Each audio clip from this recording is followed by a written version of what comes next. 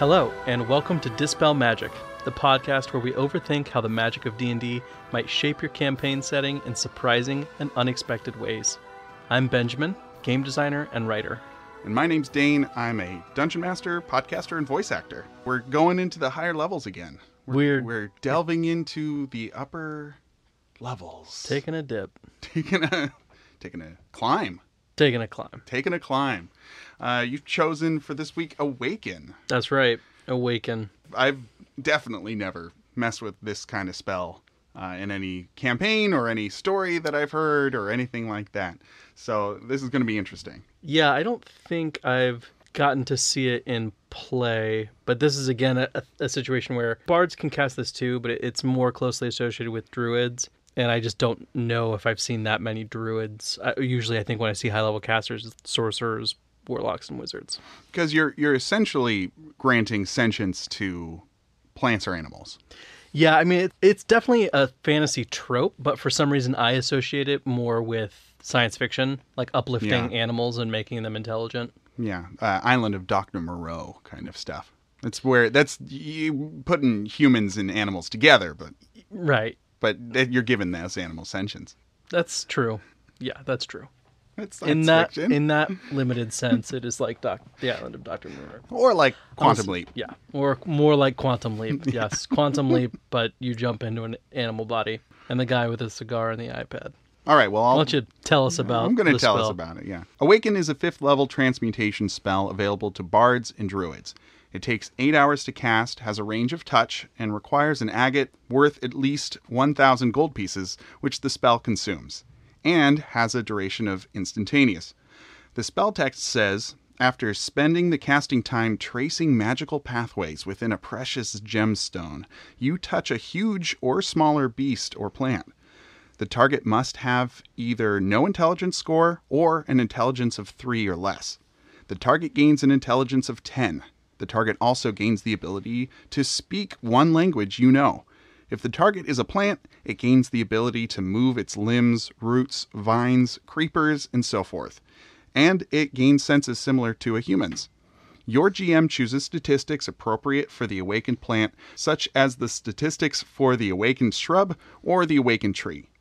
The awakened beast or plant is charmed by you for 30 days, or until you or your companions do anything harmful to it. When the charmed condition ends, the awakened creature chooses whether to remain friendly to you based on how you treated it while it was charmed. So, yeah, you're making friends. You're making friends. Yeah, kind of. I mean, what I really like about the spell is that it's a gamble. Mm-hmm. You know, you're making a friend for 30 days. And after that... Minimum. Well, okay, sure. No, well, not actually minimum, because if you mistreat it, what does it say? If you do harm to it. If you do harm to it, it'll end early. But I do like that, like, you have no idea when this thing gains intelligence, what its personality is going to be like, or anything else. So you have no idea, or even how it's going to take that. You mentioned before you're dooming a creature to consciousness, and that's totally true. You got a real existential shrub. Maybe not everybody... maybe not every plant or animal is going to appreciate.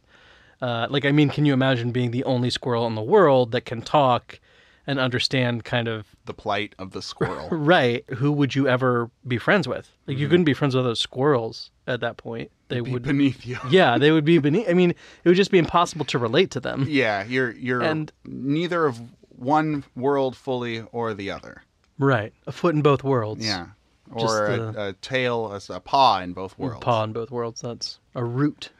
Or a creeper. A creeper. Is that a vine? Is that what they're going? What's a creeper on a plant? I think it's maybe, I don't know. Maybe a vine has to be attached to something for it to be. I don't know. Probably there's a botanist out there annoyed at this conversation.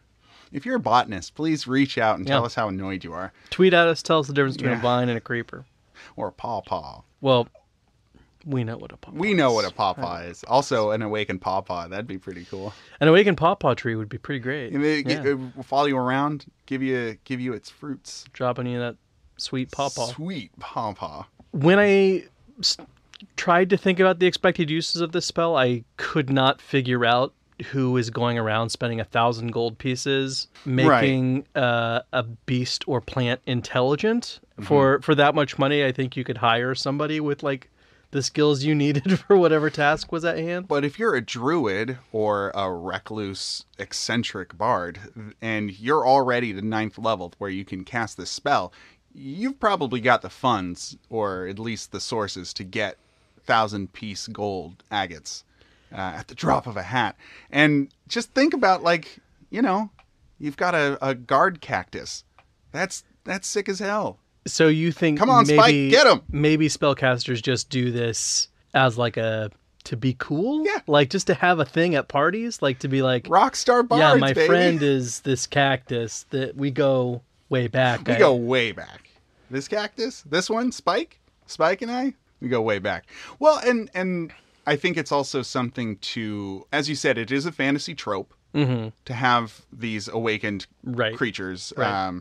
And it's a way to mechanically give access to players to do this in some way, right? Because you're going to encounter some hermit who's got the vines around their cave awakened that's going to strangle you because the hermit takes care of them, and you know, and players are going to want access to that. I think that this is a great one for people who want to watch out for whatever their space is in a subtle way, in a fun way. I'd imagine with an intelligence of 10 that the plant or animal probably isn't content to just sit there for too long, but it's still also a plant, and its nature is to sit and grow. So pondering could be part of its whole deal. Yeah, I mean, I guess probably certain kinds of plants are fairly ponderous.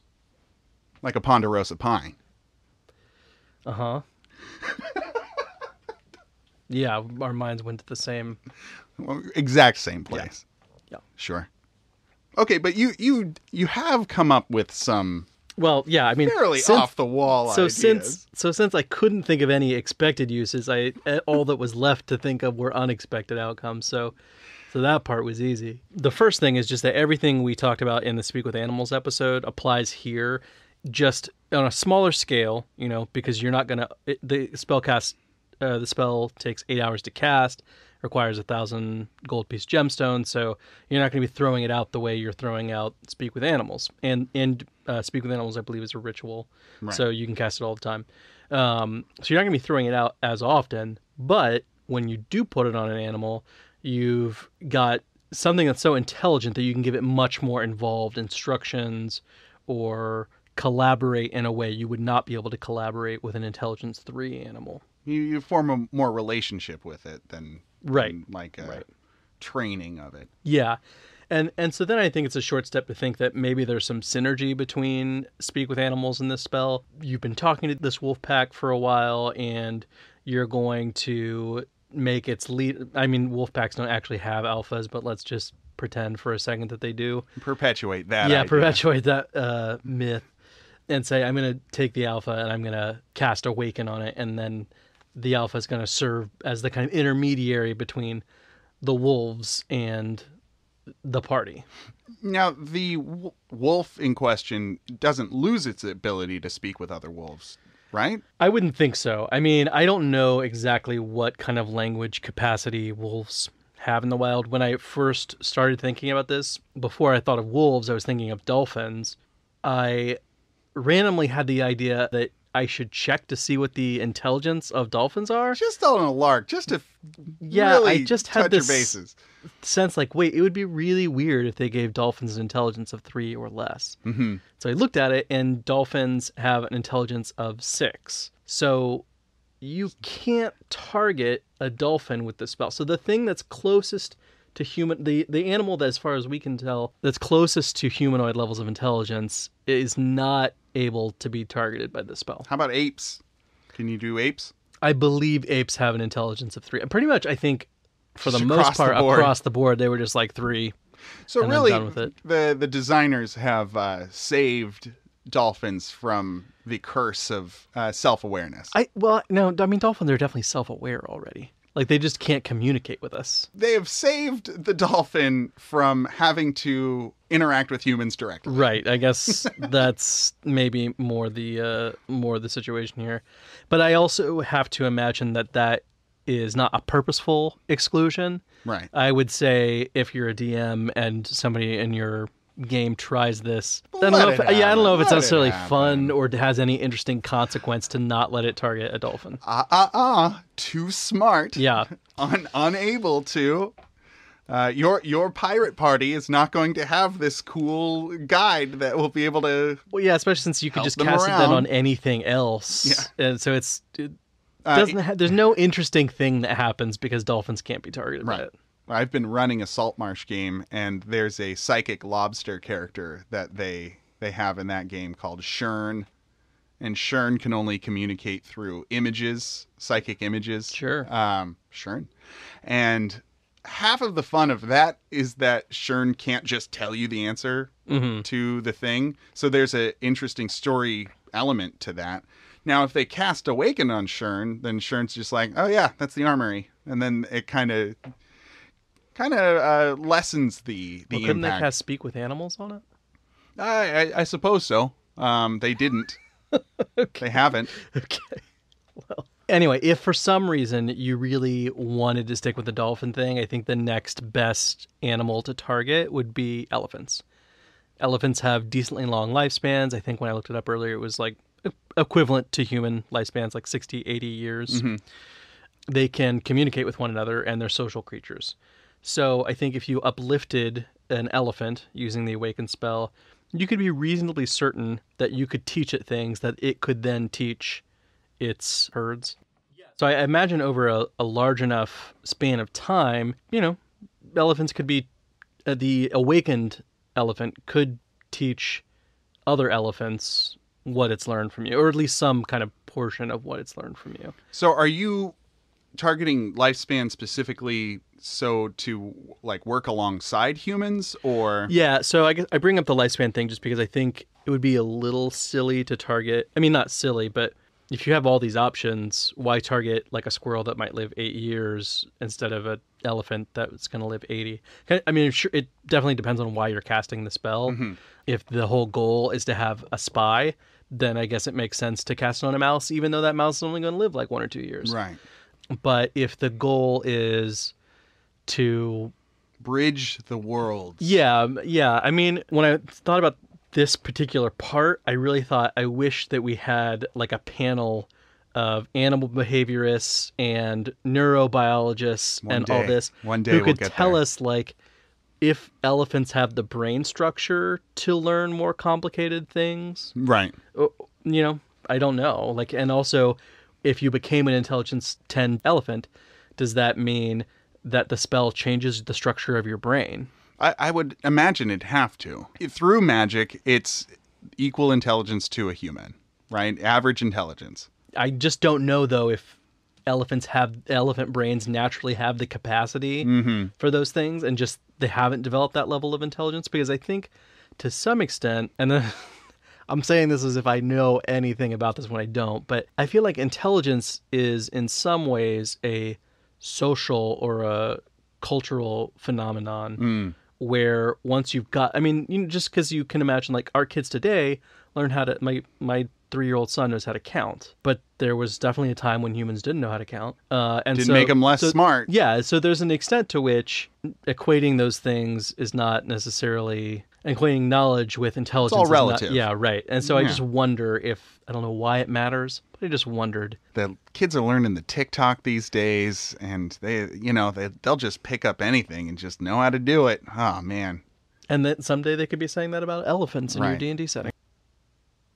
Well, if we're talking about long-lived animals, there's macaws. Macaws will live over 100 years. Sometimes tortoises will live that long. But I don't see them going into their communities and...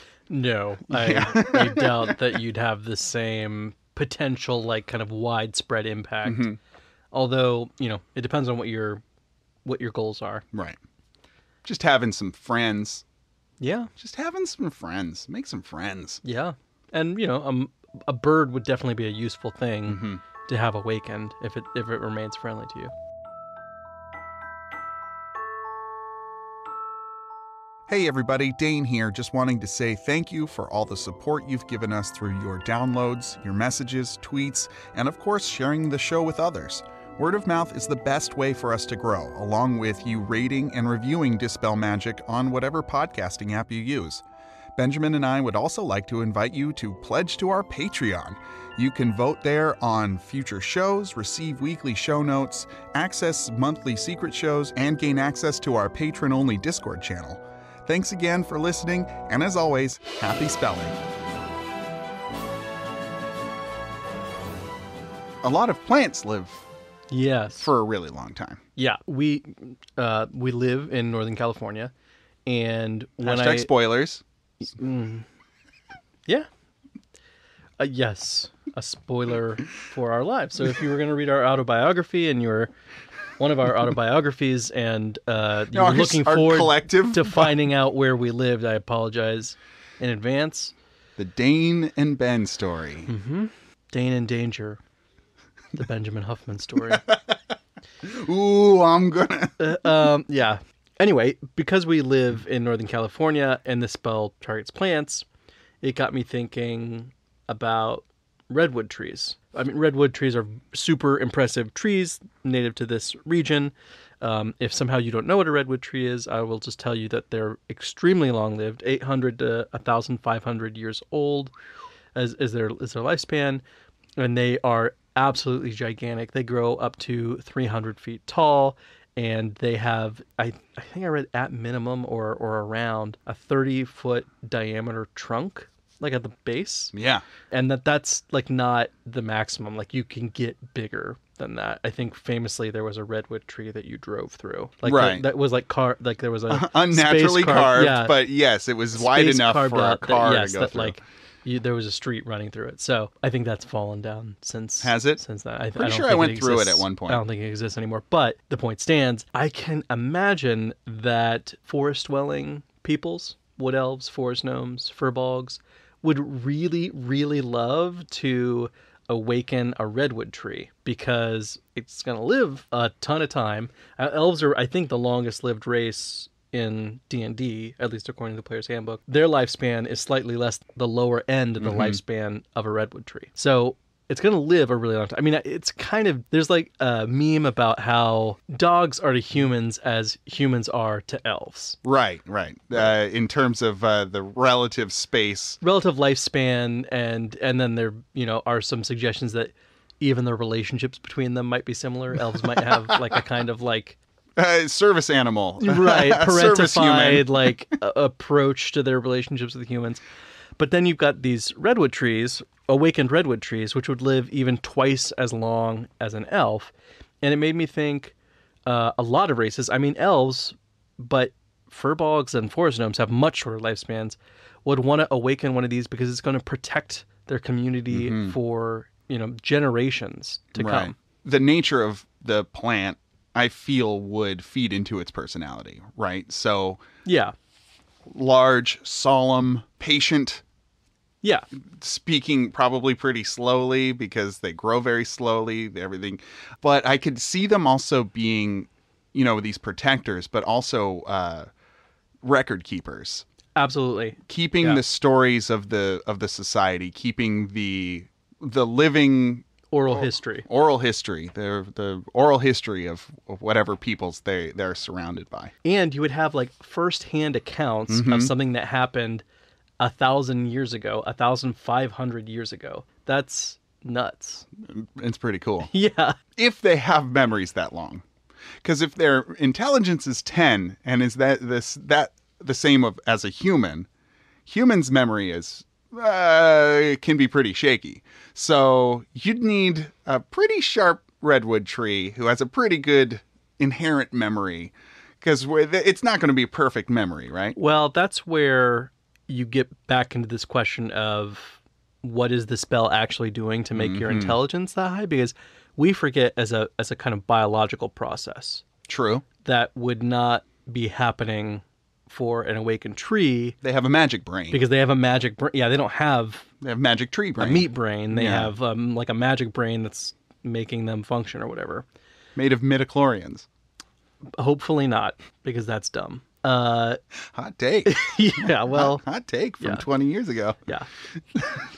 Yeah, so I don't know that they would have faulty memories. Mm-hmm. So you're saying that an awakened squirrel would have perfect recall as much as a tree might have? I don't know, because that also gets to the question of, does the spell affect animals differently than it affects plants?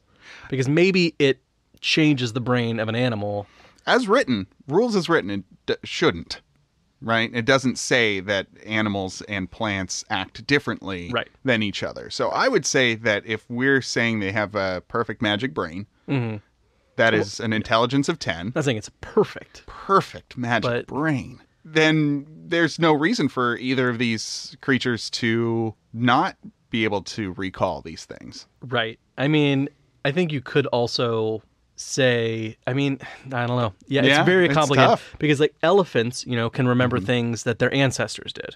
So I would assume that trait persists if they've been awakened. Squirrels, I don't know what their memories are, but they would have their own way of doing their own like sort of set of intellectual idiosyncrasies. And so if you awakened a bee, they could tell you what those bee dances are all about. Right? Because the bee dances tell the other bees where the pollen is. Oh, that's pretty cool. You'd get to learn all the bee secrets you've been... All those bee secrets. Spent your whole life curious about.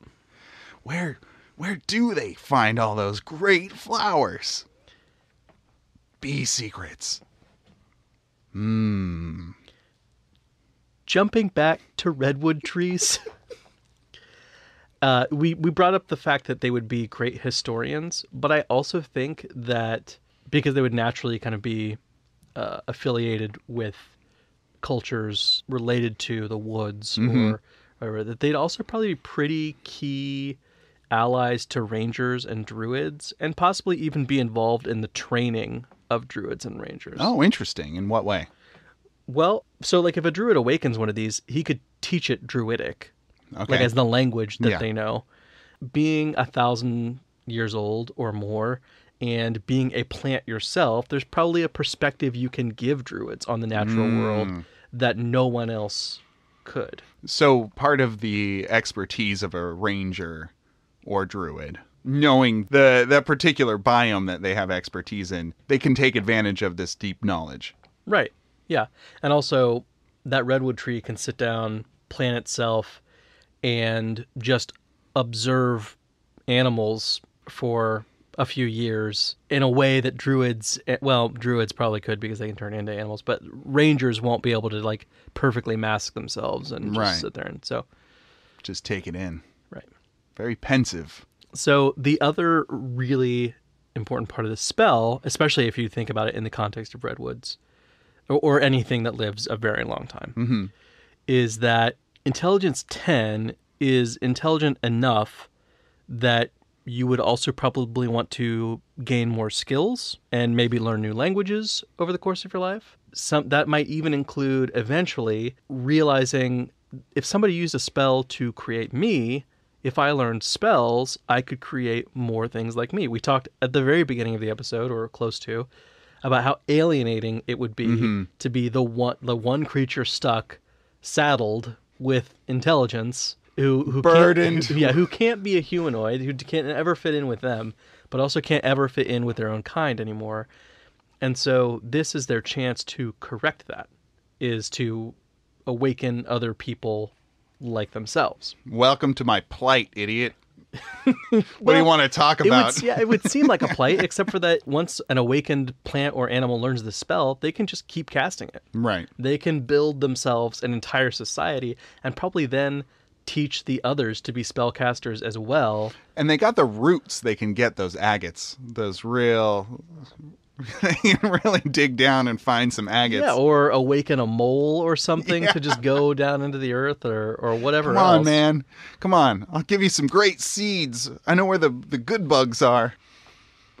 So we're talking, essentially, we're talking about plants and animals taking levels in classes. Yeah. Now, if we had a redwood tree barbarian, and this tree rages out, I imagine that looks like it just falls flat and then rolls around. It starts just screaming. Yeah. And rolling over people. Would be devastating. Effing terrifying to see.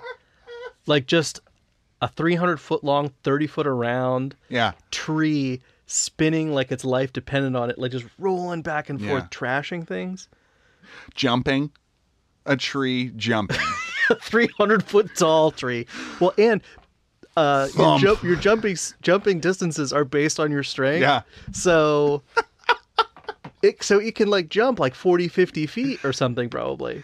Yeah, suddenly there's a forest. There's just an entire earthquake. Right. No, yeah, and that's suddenly exactly there's a forest outside your house. When that redwood lands, everybody else is going to fall down because this multi-thousand-pound thing just hit the earth. And if it's spent the last couple hundred years awakening entire forest, then my God. Yeah, we all jump on 3, and then they land, and just the whole army that they're fighting just falls to the earth. Done. Yeah.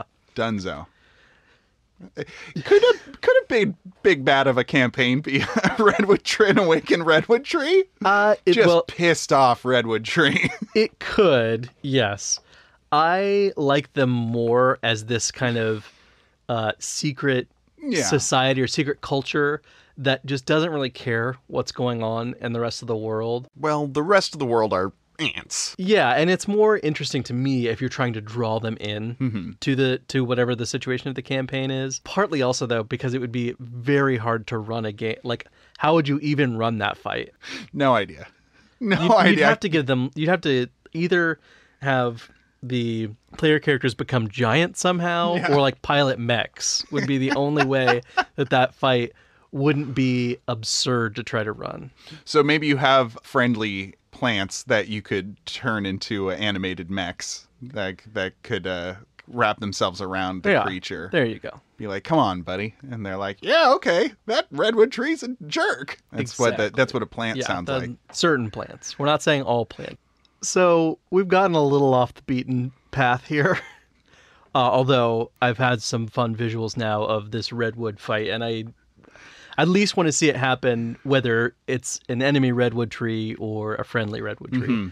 But overall, the point I want to bring is that this is the world-changing outcome of the Awaken spell. Right. Is that once you've awakened a certain number of creatures, it's a matter of time until one of them learns to awaken creatures themselves. And then you start getting these pocket societies of redwood trees. I'm thinking of cactuses in the desert.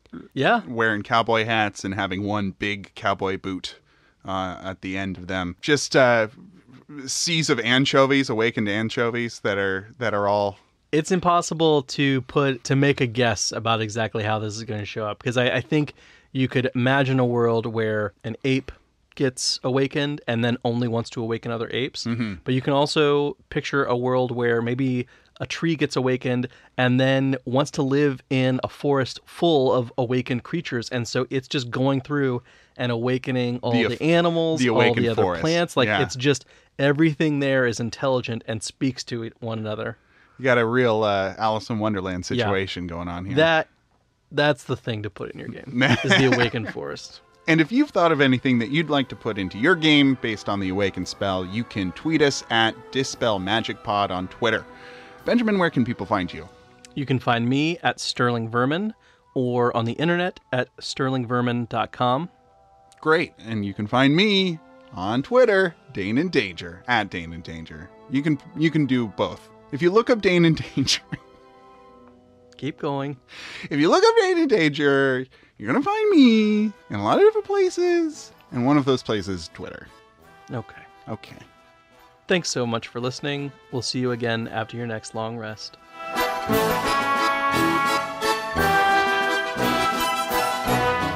We hope you've enjoyed this episode of Dispel Magic. If this has inspired any ideas for your game, or you have another take on today's topic, please let us know on Twitter at Dispel Magic Pod. You can find Benjamin at Sterling Vermin and Dane at Dane in Danger. Thank you to Slim Mittens for our cover art, produced by Benjamin Huffman, produced and edited by Dane Fox-McGraw.